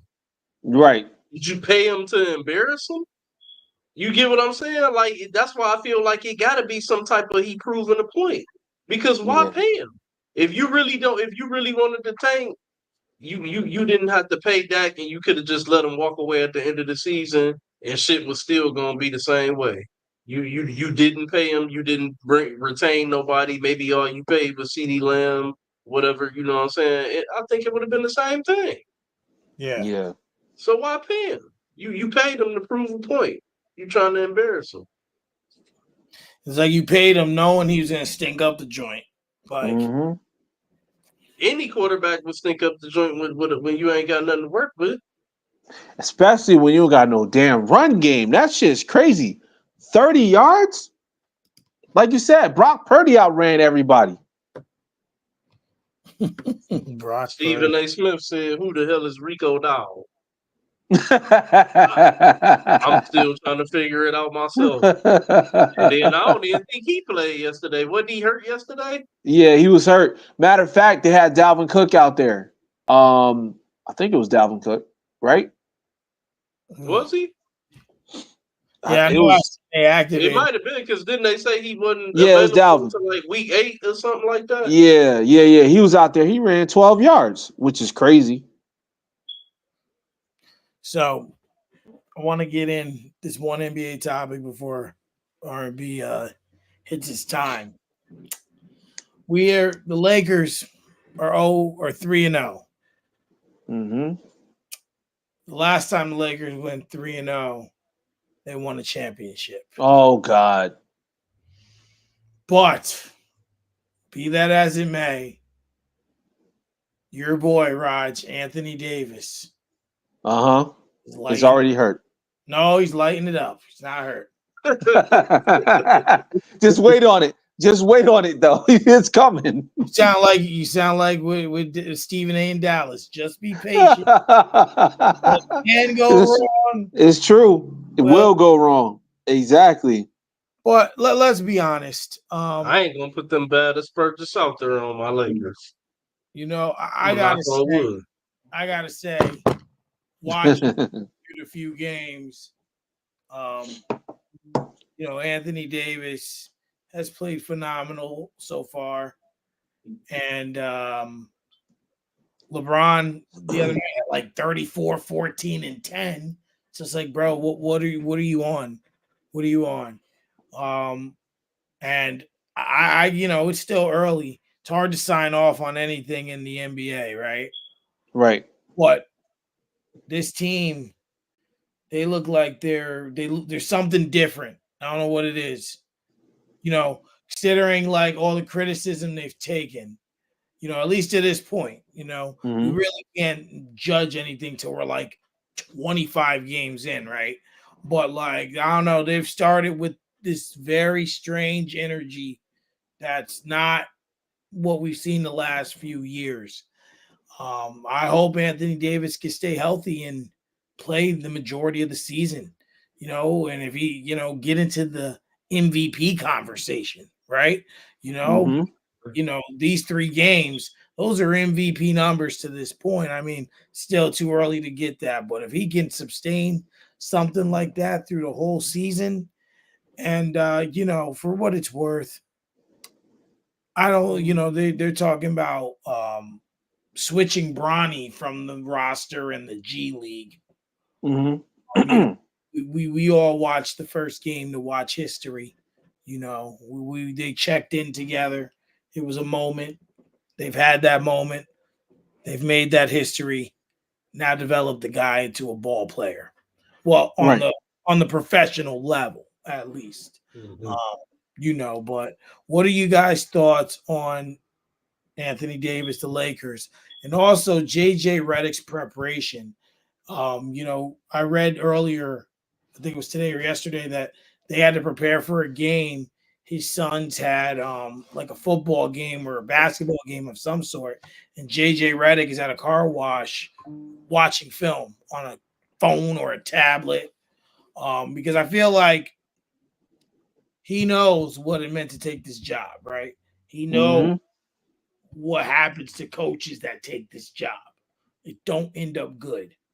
And to me, through so far, it looks like he's got these boys. Jackson. He got these boys well prepared. Yep. What else is there to say, right? What are you guys' thoughts? Real quick, I want to say that this is the 2024 Pat Riley. This is who they've been waiting for. They've been waiting for JJ Redick. They on that JJ Redick. Let me tell you why I'm saying that. Because we watched this whole thing come together, Michael. We talked about this about a year ago when JJ had the podcast with LeBron. I said, watch he become the coach of the Lakers. So now LeBron got his guy. He got JJ Redick. Anthony Davis is healthy. You got players like Roy Hachimura playing good. You got players like what's his name? Austin Reeves playing like he did last season. So you got everything you need to win and go on a run. But here's the kicker. His name is Anthony Davis, but what is he also known as? AD. And what does that stand for? Always dinged. He's going to get hurt, ladies and gentlemen. I guarantee you that. I'm not telling you when because I don't know. I don't have a crystal ball, but I know it's coming. It's coming. And when it happens, it's going to happen at the wrong time. And you know what? That's what's going to cause chaos in the locker room. And they're going to be talking about, oh, should they move on from Anthony Davis? Oh, should they bring in such and such, whatever star that's on the roster? I mean, on the trade bandwagon. Like, it's coming because they do this every single season. And guess what? They find a way to screw it up right at the end. Except that one season when it was a Disney World ring and they won a championship. But that was it. Other than that, LeBron's known for being a polarizing figure. AD's known for being injured. And guess what? JJ's known for being now Pat Riley, 2024 version. So that's my take on it. These guys, they're playing good, but let's see how they look during the All-Star break. Man, look. If Anthony Davis keep playing the way he playing right now, he is gonna win the MVP. And JJ Redick He's not winning the MVP. He already has gonna make it a goal to feature Anthony Davis, which is what should have been. I think when I'm looking at the Lakers, first 3 games so far, I feel like all of the players are being put in better sets and in better positions to fit their skill sets to be successful. I agree. We're seeing that work off of AD. If you really pay attention, it almost looked like they kind of running like a new version of a outward triangle with AD in the middle, letting AD make the plays. You get what I'm saying? Like he at the top of the key, like making plays and stuff like that. So look, I've been liking what I've been seeing out of him. I've been liking what I've been seeing out of the whole squad. Like LeBron still looking like he about 32. Yep. Shit. Hey man, look, let's go. Let's get it done. Let's see. Because this is what I've been waiting to see. That I ain't gonna lie, as a Laker fan, I will tell you that bubble shit ain't mean nothing to me. That wasn't no shit to me. I want to see hardwood crowd in the stands, Yep. NBA Finals atmosphere, Yeah, chippiness, you straight know, balling. that was missed, and people always say there should be an asterisk next to it. I say that too. But Mike Tomlin's face. Did you see it, Mike? I did. When Russell threw it in the ground? Oh man. I'm sorry, my bad. There's no asterisk next to the 2000 championship by the San Antonio Spurs. That was because they played with fans. But what I'm saying is that there was something that happened. No, that's not why. It's because it was a shortened season, not a season that was completely eviscerated by a fucking pandemic, and then Right. 4 months later you try to revive. Come on, 4 months later, Yep. man. If you don't go ahead and watch that shit and start new, like that Yep. was some bullshit. It was a whole brand new season. And you know what's crazy? They condensed it down to what, 10 games, 15 games, I think. Something like that. Something Yeah, crazy. It like, wasn't enough. It finish wasn't it out. enough. Here's what y'all still don't realize, and I say this so often. What do all of sports have in common? They're businesses. They was out to make money. They knew. And then they asked the teams if they wanted to pick up the season. 2 teams said no out of 30. You know who those 2 teams were? The Clippers and the Clippers and the Brooklyn. eventual champions, the Lakers. Right. Which means Kawhi said no because he don't like to play. Hell yeah. He didn't want to play at all. He was mad he had to go back. He's like, damn, I gotta go to the arena.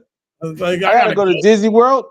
He's like, and I gotta stay. He's like, yo, we gotta get eliminated quick. Yo, Pharrell. Yo, that'd be the year. Injury. I'm hurt. See you in a couple months. Yeah, Pharrell. He said, I gotta go. Paul George said he had mental health issues. Homeboy leaving the facility to go get chicken wings in Atlanta. Yo, lemon pepper wings, lemon pepper Lou.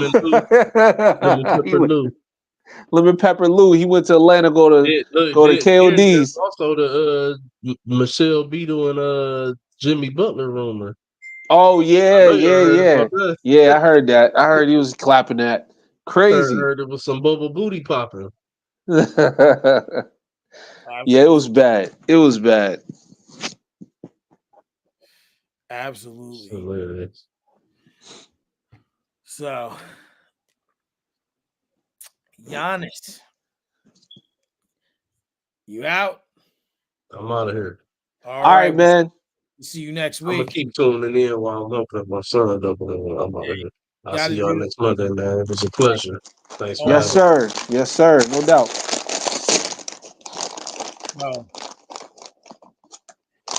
Giannis says that the Bucks don't have an identity right now. What you said? You mentioned something earlier about it being a hot mess or a hot fire. I forget what you said. A dumpster fire. There we go. You said it's a dumpster fire. I haven't. Yeah. You know how it is. Like you kind of like I really don't full-fledged start paying attention to basketball till like Christmas Day. Right. Like, I'm looking. I'm kind of like like shadowing in a sense. But what's going on in Milwaukee? That's so bad. Well, see, the thing is, Milwaukee's a type of team that they go off of their success that they had in the past. And the sad part about it is you got to a two-time MVP, Giannis Antetokounmpo, that's healthy, right? And then you got a multiple-time All-Star point guard like Dame Lillard that's healthy, but they just don't know how to coexist together. They don't know how to do the pick and roll. They don't know how to make it gel together. And it's been over a year. It's been over a year they've been playing together. Okay, so it's not like they just started or this is the first season. This is the season 2, and they're still having issues. So a lot of the success that the Bucks had in the past, they're still carrying over. And what I mean by that is they feel like they can win games just by outscoring other teams instead of playing defense and instead of out scheming teams. And one of the main problems that they have is their coaching, and that's Doc Rivers. Doc Rivers is the most overrated, and I've been saying this for a million times on the show. He's the most overrated coach in NBA history. He have done nothing but ride that one championship title he got out there in Boston in 2008. Yes. And now you're looking at this team, and you're like, well, why aren't they winning? Duh, you got a horrible coach, and you got horrible schemes, and you got no defense. What do you expect? So they're a dumpster fire. They're to me, it's more or less about them trying to find a way to stop the bleeding. But it's too late. It's too late, Mike. Because even if real quick, not to mention, because you brought up Doc Rivers, not to mention they fired their coach to hire Doc Rivers. Yes, that's my point. You get rid of the coach to help you win all these games, to help you get to the championship and win it, and you hire a coach that you think can win a championship. That's the dumbest thing to me in my that I've ever heard. That's the dumbest thing I've ever heard.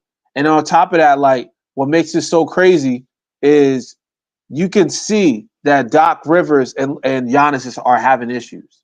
Like Giannis is not trusting Doc at all. Because what does it take to build trust, Mike? It takes winning, right?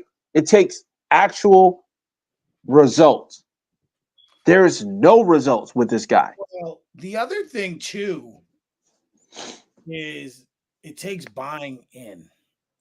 Of course. When you come as the coach, right? And you have to make your team really Steelers. What are we doing here? You have to make them buy in. Right. I think the Bucks bought into, I forget who was coaching before. Budenholzer. No, the other guy. Budenholzer got fired. Oh. You talking about Griffin. Yeah, they bought into him, right? Yeah. And then you do a cultural shock out of the blue, like they were in first or second place, and you fire the guy, right? And then like you fire him, and then I think like an hour later, one of us sent to the other one, Doc Rivers had been hired. Like I can't lie, I was partially happy because I didn't want to hear his voice on TV anymore.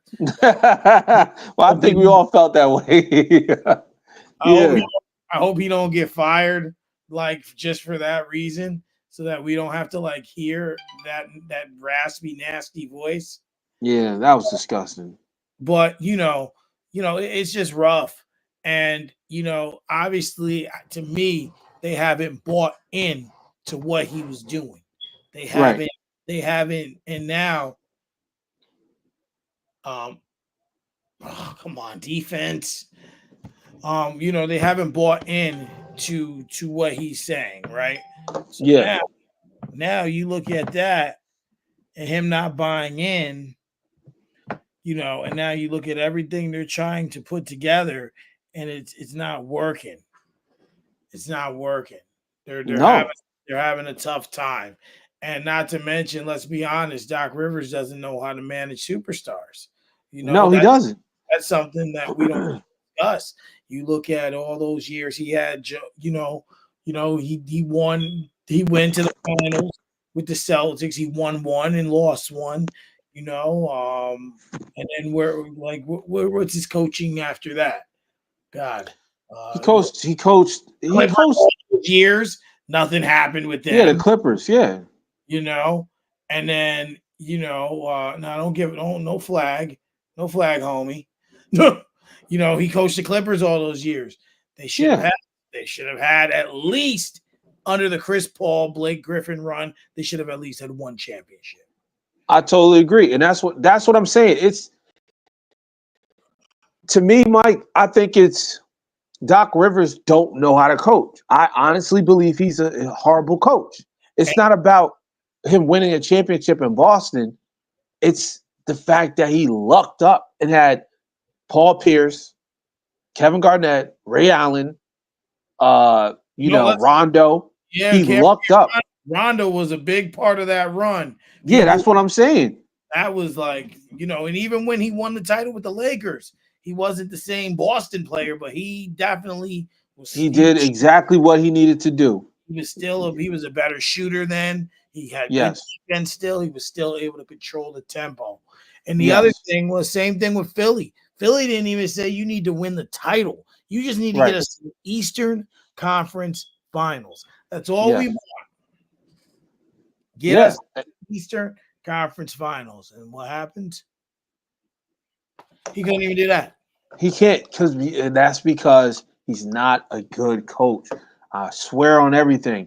I've watched this man coach for the past, I want to say 2 decades, right? Almost 20 years since the Magic. As a matter of fact, it's been over 2 decades. He was with the Magic before everybody. Because he won Coach of the Year with the Magic in 2000. Yeah, that's why I keep bringing it up. Because people keep forgetting he won that damn Coach of the Year. He should have never got it. And then on top of that, it hurts my head because people gas up a coach that only won 1 championship, bro. 1. He didn't win 2 or 3. He didn't go to like multiple finals and win all these championships for them. He only got 1. And every time he got to close to a final, or he went to the semifinals, or he went to the Eastern or the Western Conference Finals, he screwed it up. He's not a good coach. He's a horrible coach, and his voice is horrible. I can't take it. He sound like Jim Carrey and DMX combined. Yeah, that's what it was. Yeah, sounds like he smoked about 10 packs of Newports. But my point is, going back to the Bucks. The Bucks Newports. The Bucks are in a bad position because if they don't find their identity soon, you're going to have teams that's going to run rampages on them. You got the Knicks coming up. You got teams like the Magic making noise, okay? You got teams like the 76ers. Once everybody get healthy, they got a chance. So if you honestly believe the Eastern Conference is wide open or it's going to be the Celtics Invitational, yeah, it might be, but the Bucks aren't going to be there because guess what? They might even miss the play-in. Yeah, I mean, hold on, I'm just trying to pull up the standings here, Jesus. All right, so games. No. Why is it so complicated to find it in there? Why isn't it at the bottom? You're looking at right now, and obviously we're early because Cleveland's in first place, technically. Of course. Yeah. Milwaukee's in 10th place. See? That's what I'm saying. And like tonight, they're playing pretty good. They're keeping up with Boston. But let's be real. Boston's a team that takes days off. You know what I mean? Like they take days off. So you might get those games, they put up a clunker. But I don't think there's teams out there that are going to allow the Milwaukee Bucks to just get a win. So when you're looking I'm looking at the Eastern Conference, and I'm looking at the landscape of the Eastern Conference right now, the only teams that stand out,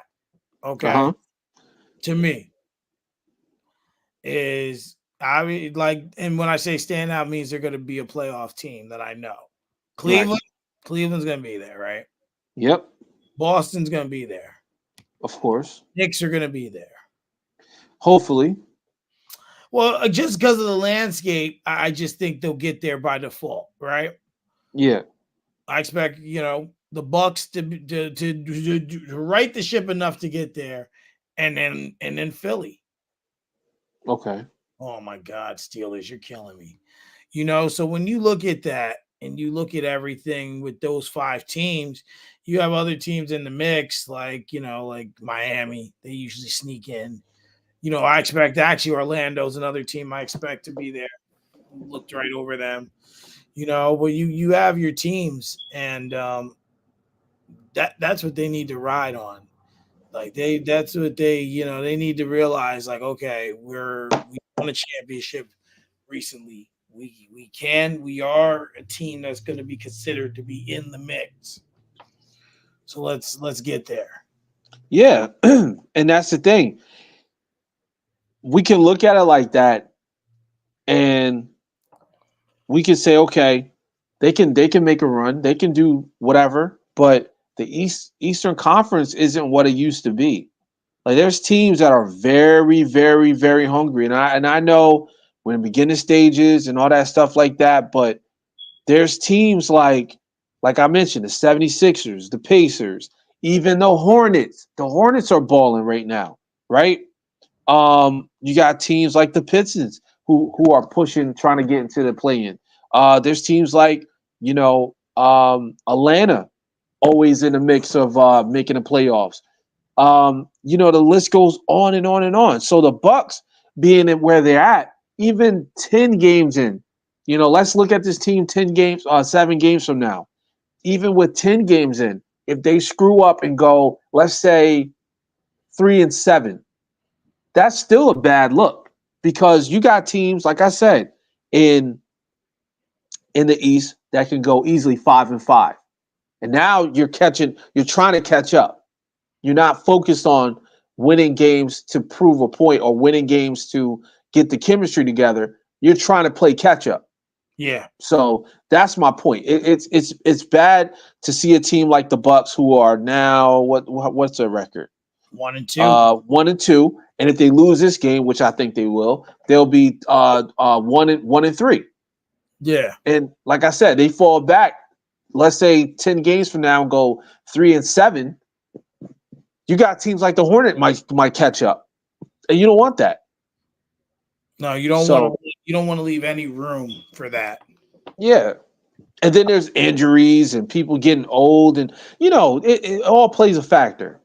So that's what I'm saying. I feel like Doc Rivers is a terrible coach. I feel like they made a mistake allowing this man to still be around. And on top of that, it's just not working with Dame and Giannis. And maybe it's the coaching the reason why it doesn't work. But I haven't seen one pick and roll yet, Mike. And I've been watching a lot of the games. And they should be working because with them two, it would work phenomenally. And this is what gets me. It's not like Dame doesn't run pick and roll because he did it with Nurkic. Yeah, like I don't understand. Obviously. Speaking of, I just said it and he just did it. They just did it, but it didn't work though. It didn't score. The ball got stolen, but still. At least they finally made an attempt, right? Yeah, it was an attempt. It was a bad attempt, but it was an attempt because it got stolen. But it just shows you like they're not working on it. Yeah. Not at all. So I don't know. I hate to be long-winded about it, but I'm just upset because I love Dame. Dame is one of my favorite point guards in the game. And I feel like Giannis is one of the best big men in the league and super underrated because he's not American. But it's like they just don't work together, bro. Yeah. Yo, the Giants coach is losing his mind right now. Why? What happened? What? Yo, they scored a touchdown and then it got taken back for an illegal shift. Oh, well, you already know how that goes. They did the same thing with They did the same. Didn't they just do the same thing with the Steelers? Didn't they take it back, the touchdown? Yeah, and then they did something else. They get like an illegal shift or something again, and they went back 5 yards. And then Daniel Jones threw a dime to Neighbors, but he only got 1 foot in. Wow. You know, Steelers just can't just go and win. You got to just make it easy and play difficult and play down to their opponent. Every time. And then I just read this wild stat on the Jets yesterday. The Jets scored 20-plus points, committed no turnovers, held their opponent to under 250 yards of offense. From 1940 until yesterday, teams were 756-0 when they hit those metrics. The Jets lost to New England 25-22. Wow. Wow. See? Can't make this stuff up. You can't make this stuff up. only the Jets. Only the Jets. That would happen only to the Jets. Only to the damn Jets. Like how? Just how? Not even humanly possible, but they'll figure out a way to do it. You know, like we got the wrong job. I want to be one of those stat people. Like literally their job. They're paid 6 figures to like look at stats. Like it sounds boring, but at the same time, it's sports. So like, yeah, it's got to be fun. It's got to be a blast. And think about it, you watch games all day long and get paid 6 figures to do it. You get paid 6 figures to like look at stats and watch games and figure out. And they be figuring out the stats quick too. It's not be a minute. Like they just be figuring it out, like on the fly. Like damn. Yeah, I would love to do a job like that. Absolutely. Well, all right. Well, we've gotten through the list. Well, most of it. Well, some with the technical difficulties and just the it's been kind of crazy. Been an interesting episode to say the least. But is there anything else you'd like to cover? No, that's pretty much it. I mean, the Lakers play tonight. You know, they play the Suns tonight.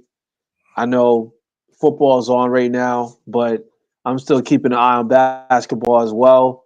And I'm gonna be honest with you. I think JJ Redick plays a huge part in the actual culture of what the Lakers have right now. Because if you think about it, though, Mike, like last year when they was playing with Darvin Ham, right? They didn't look so sharp. They didn't look as happy as they do now with this current Lakers team and JJ Redick. Yeah. So I think that plays a huge part in their success. They might not win the championship, but I feel they got something to build off of, and he's going to be there for a while. I think so too. Yeah. I think we're gonna have something to look. They got something to look forward to. He came with a plan, and it seems like the players want to play for him too, which is big. Because he's a former player that played at a high level. He's not just somebody that was like a G League player or a bench player. This is JJ freaking Redick. Like this dude played amazing in college, and he played amazing in the NBA when he was with the Magic and the Clippers. So, and not only that. If you like, I was a little upset when he was going to coaching because he's very knowledgeable of the game. Like, like very knowledgeable, and like when he speaks, he's candid. Like I forget, like one time did he really drop that pass? He did. I remember Stephen A. was very. They were harping on one of the coaches real hard. I remember. And JJ Redick kind of took offense and was like, I really hope you don't talk about me, Stephen A, like that when I go into coaching. When it's my turn. Like he was upset. I can't remember who or what they were talking about, but JJ Redick was upset. Yeah. Very upset. And he made up for it. He made up for it with that. But we always have to be mindful. Yeah, the Yankees getting smoked. Yeah, it's probably over for them. Like really over. Yeah, Unfortunately. they go 3. They go 0-3. It's over. Oh yeah, they need to win. Well, they need to win 4, but out of 5. But they just sad. But yeah, what is going on tonight? Oh, that got knocked down. But yeah, like they really want to play for him, and like I said, he was upset that day. I don't remember what they were saying, what they were talking about, who they were talking about, but you know, um it's wild. Oh, one more thing. Do you happen to see that statue they made of Dwayne Wade?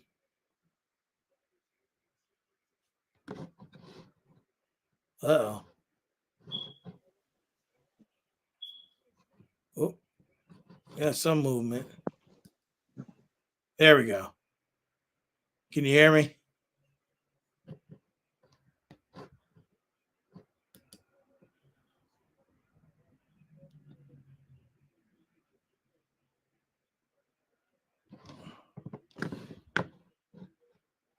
All right. Well,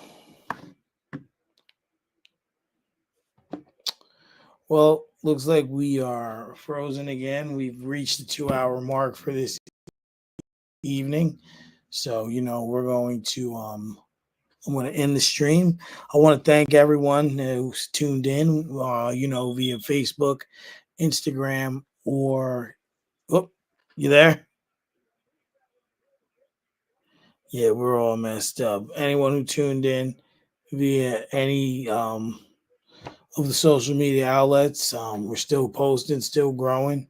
So appreciate that support. We'll be back next Monday, 6:30, right here, StreamYard. Hopefully we don't have as many technical difficulties.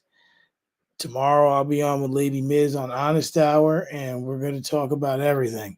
She got a lot of layers. Hopefully I can keep it consolidated, and we will see y'all next week.